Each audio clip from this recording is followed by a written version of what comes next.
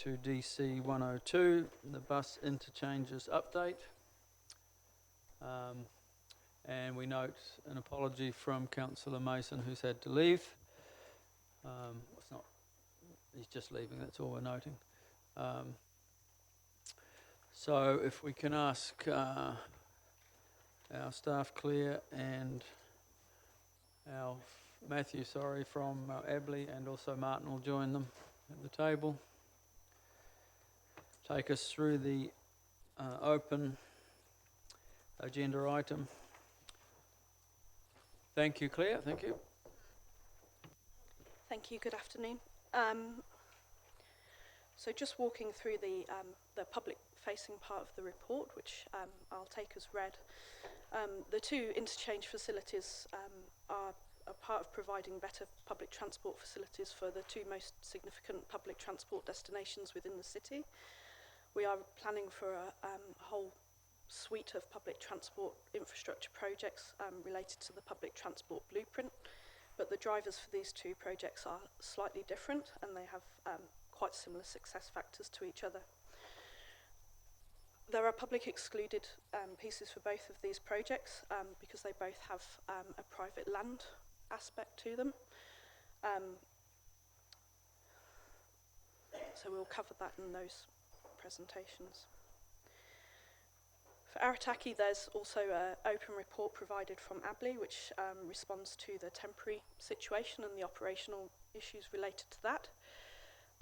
That piece of work has not been consulted with the wider Farm Street and Arataki community, but it points to the need to find a long-term solution for that area in the near future. The closed report has been shared with the Farm Street community, and that talks to the location options analysis. There is at least one site within that analysis that is privately owned, which is why that report is in confidential. We'll be seeking direction on the locations analysis and councillors' level of comfort with that report before we seek to go and engage further with that community as part of the next stage. So that report could be released following this meeting if it's decided that that one private land ownership is not one that we would want to pursue. For the CBD, we haven't provided the consultant report at this point in time. It is in draft and we're seeking direction from councillors before we finalise that report on the sites that have been shortlisted, whether any are required to be eliminated from that shortlist or whether there are any sites that you feel should be included. So that covers off the main basis of the open report, and I'm happy to take any questions. Matthew is here from Abley. He's been involved quite closely with the Arataki bus interchange and also had some involvement in the CBD, so he can provide any technical answers that I might not be able to. Okay, thank you, Claire, and thank you, Matthew, for being with us today. So, members, just questions on the open section. We'll spend a lot more time as we get into the confidential sections, but Councillor Morris, go ahead. Thank you, Mr. Chair. Question regarding the location of interchanges. In terms of the more effective ones in the country, are they more likely to be located within more commercial friendly areas than residential neighbourhoods?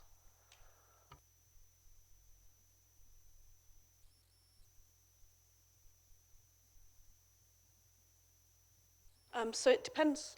I'll pass over to Matthew to have some input as well, but it depends on the purpose of the interchange. So for both of these interchanges, within the blueprint, they have a function to allow people to transfer between trips, but they also have a function as a destination, and we'll cover some of that off later on. So you want your interchange to be close to and in walkable catchment to your key destinations. You also want to be, for Arataki in particular, to be accessible to that local community to be able to use the service. So those are sort of key determinants. For the CBD, you have the added factor of trying to locate it in a place that's convenient and in a good location, but avoiding those areas of higher land value and place value where you don't necessarily want to be putting in significant infrastructure. So further to what Claire said, I think there was a good summary. The main thing to note, of course, is when we're talking about from a public transport perspective, is that individuals, particularly in areas where public transport traditionally hasn't had a high uptake or there's pretty much a dominant car culture, you want to make this services as attractive as possible, and that's where an interchange, because we can't provide a bus service door to door for everyone, the interchange element comes in, but recognising that if you are going to want to encourage and get people to use your public transport, you need those facilities at the destinations to minimise those other costs that come from using a public transport service. So that's where it comes back to Arataki, Bayfair. There is a destination there that people want to go to. It provides additional safety, security. It's a logical point of interchange and meets those requirements. Okay, just if I may, just because it's supplementary, Councillor Stewart, I'll just follow in with a question there.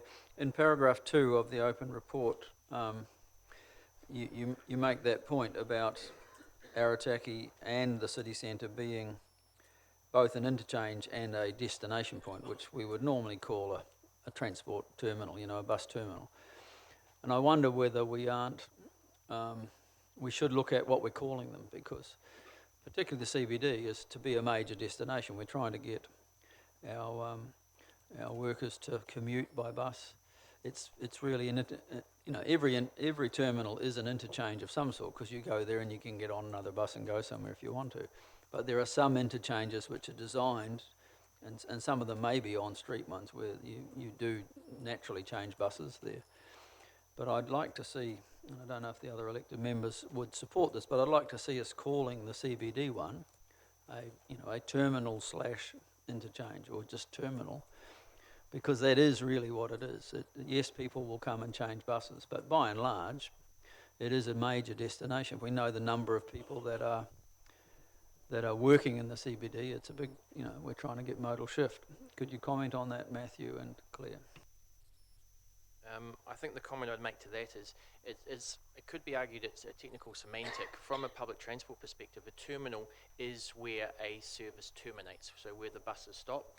And traditionally, it's on a radial service where you have buses running from one end, from point A to point B with the intermediate stops. Where they then terminate is where they take their layover. There's normally driver facilities. The bus may be parked up for 15 minutes, 20 minutes, or even longer to start the next scheduled trip. And that can work in areas, particularly at the end of a long route, not necessarily in a CBD area, where you've got a premium on space. So an interchange facility, and this comes down to how the services, the operational aspects of the service are designed. So with with Bayfair, there are a number of services that pass through, and so that allows people to transfer if they want that interchange. But some buses do end their trip there, they take their layover and then start off again to move out to Papamoa or wherever they're going from that point. Within the CBD area, there is that challenge, and again, it's probably more of a question for the regional council in terms of that operation. But if the services are going to be terminating the CBD, yes, it would be a terminus. But if you want to incorporate those types of facilities within the larger facility, it does require a different land requirement, because you've got to have space for the buses to park up when other buses are coming through.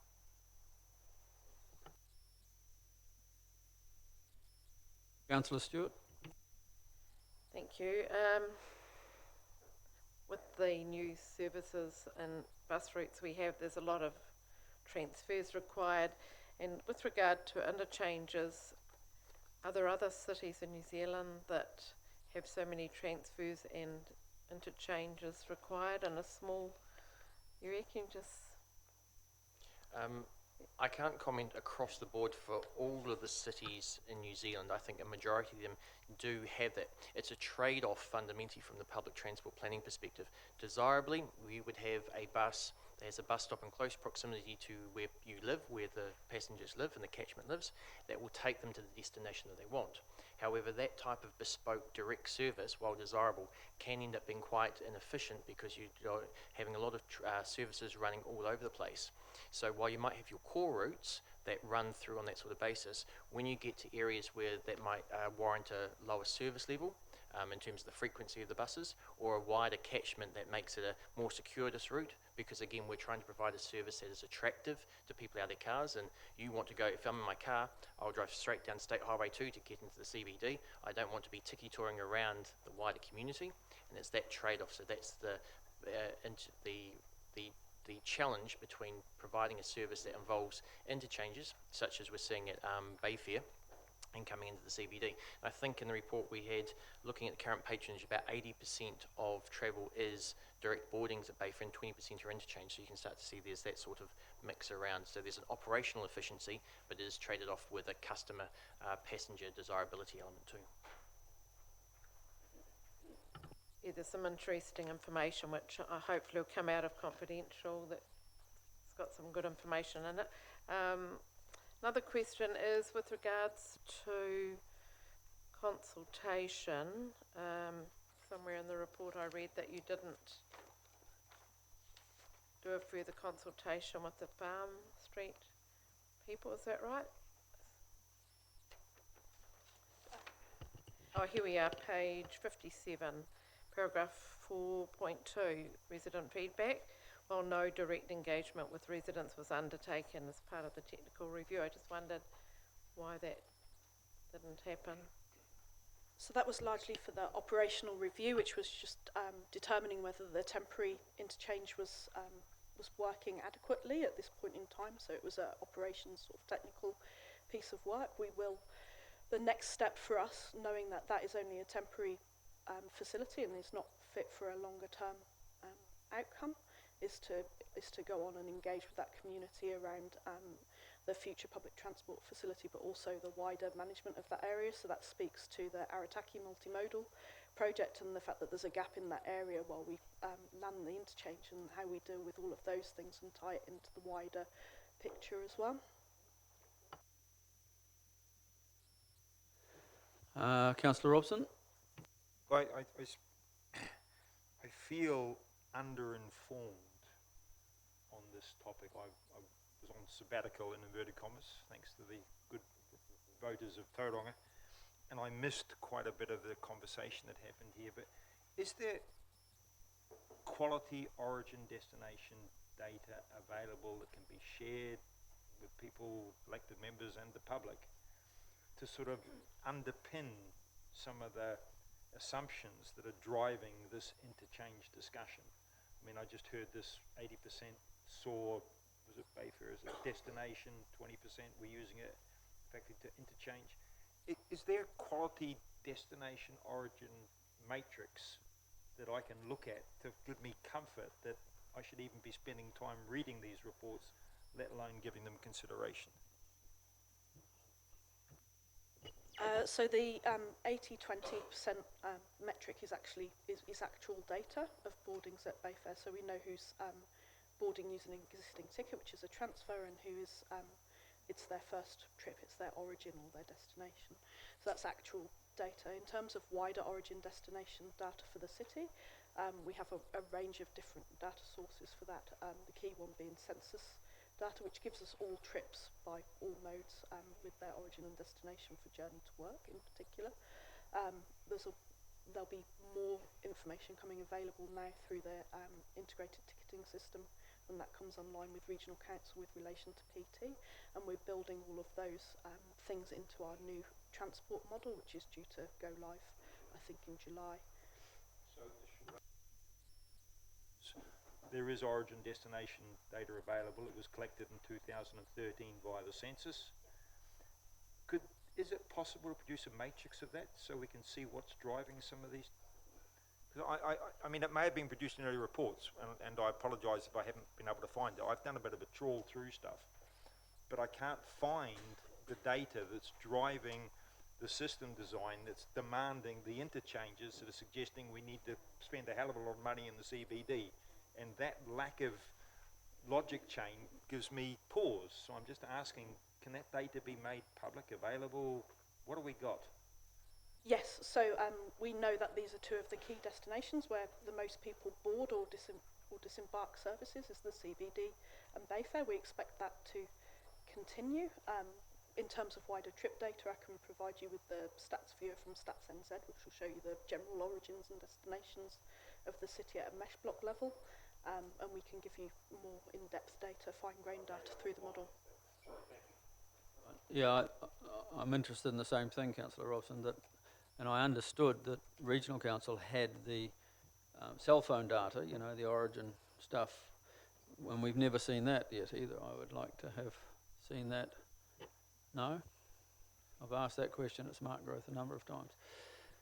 That's the most reliable data. The 2013 census is not the best, and the new census may help us a bit, but when we can, and I believe Max might have been able to speak to this because I know he had direct contact with Vodafone and Spark, that information would have been the most useful. So yes, and we are getting more and more data available, particularly as the Blueprint network's gone live, where we're getting GPS data from on board the buses to show us delays, and we'll have that better boarding data and disboarding, which is more as important. Have the new ticketing, you know, will help it. Of course. Look, I'll just look at one more point. Then Councillor Malloy has a question. Paragraph 8 is a good explanation of the issue around the potential temporary relocation of Willow Street to Durham Street when we were demolishing the building, and that it wasn't required, and yet it has continued to have legs as an option. And I note with some satisfaction and pleasure that it isn't one of the shortlisted options in the confidential report. It doesn't involve any land, so I'm not disclosing anything there. I hope this is the end of that matter, that what you've said in paragraph 8 is clear, that we're not still looking at an on-street interchange for the entire CBD down the southern end of Durham Street, that it's been evaluated and does not meet the requirements that we would want. So in terms of that shortlisting and the on-street versus off-street, that's something that we'll be seeking direction on from elected members. Councillor Malloy? You just, excuse me, from the report, re the Arataki bus interchange, it seems though there isn't a direct recommendation. There's certainly a strong leaning towards Farm Street with some interventions. Was that an accurate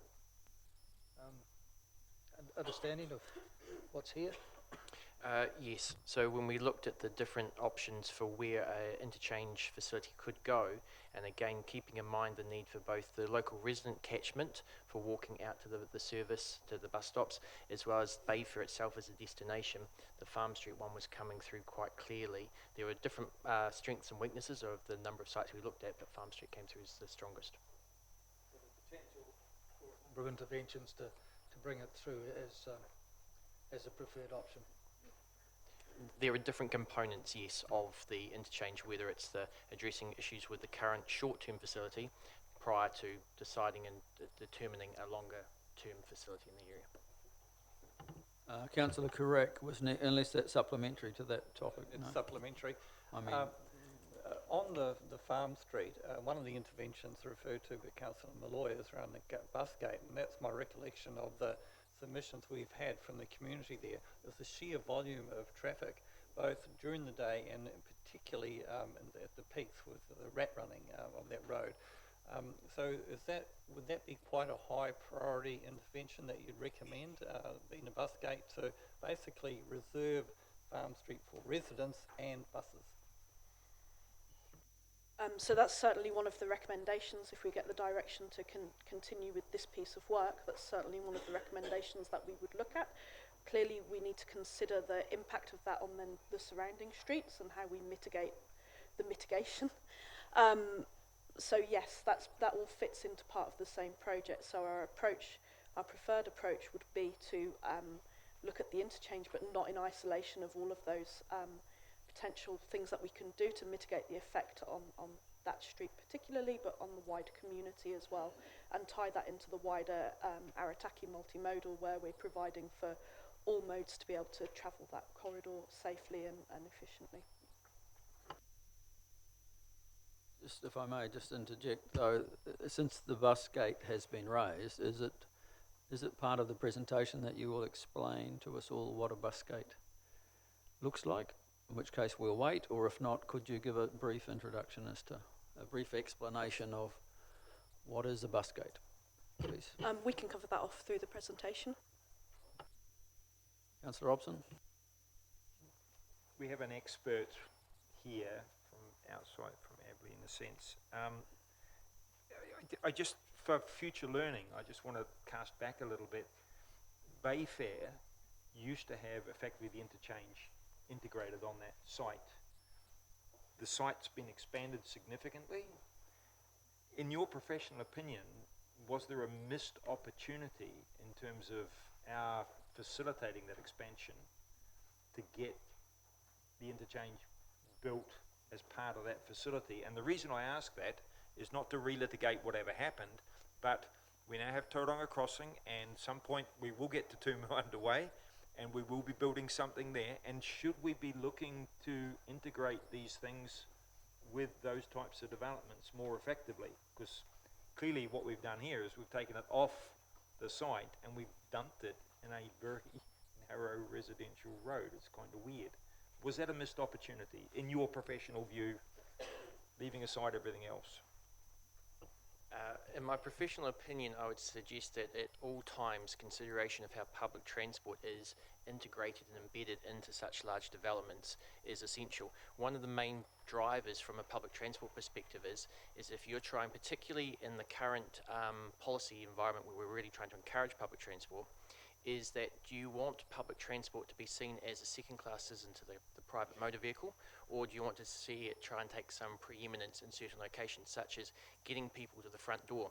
And so one of the challenges with a large development, whether it's a Bayfair Mall as an example or some other developments, is that you have them on street, you have them relocated, and then you can think about it, it's the middle of winter, the nights are getting darker, the weather may not be inclement, and you're dropping somebody off 300, 400 metres away from the door, when actually I could hop in my car, drive and park within 15 metres of the door and meet my requirements. I believe you have a career in politics. That's the longest yes I've heard in this chamber. But thank you. It's a yes. Okay, thank you. So if there's no more questions of the open section, we will, I'll move receipt of the report. Someone like to second that? Councillor Morris, thank you. I won't speak, but Councillor Morris may, thank you. Obviously referring to the items which are in the open, and again I'd just restrict my comments at this time to Arataki, to create a bus-friendly and bus passenger-friendly neighbourhood. We are in essence creating a resident-unfriendly neighbourhood. And notwithstanding that bus shelters and that haven't been installed yet, if you do go down Farm Street often, it's a very unsightly residential streetscape compared to what it may have been in the past. And I think that we have an opportunity when I have measured out from the centre of gravity in Bayfair, which is the kebab shop, if you're pronouncing it correctly, in the food court to Farm Street is 195 odd metres. The same kebab shop to the other side of the new, which NZTA are funding a huge portion of, the new underpass is again 195 odd metres. If we were to have some sort of an off-street arrangement over that side of the underpass, not only would the walking distance to the centre of gravity of Bayfair be the same, you'd actually be arriving at the front door of Bayfair rather than the back door, which is what we just talked about, because the back door is where the Farm Street is at the moment. You've got to walk through the parking building or background through the toilets at Farmers to get inside. It is the back door. So my view is that an on-street solution at Arataki on Farm Street is not acceptable. We need an off-street solution, and we have some options in that regard, and we should look very seriously at taking them. Thank you. Any other speakers? not, I will, assuming you've got no right of reply to yourself, councillor Morris, I'll put the motion. All those in favour, please say aye. Against, carried. That concludes the open section of our meeting today. We'll now move into public excluded. I'll move with the resolution.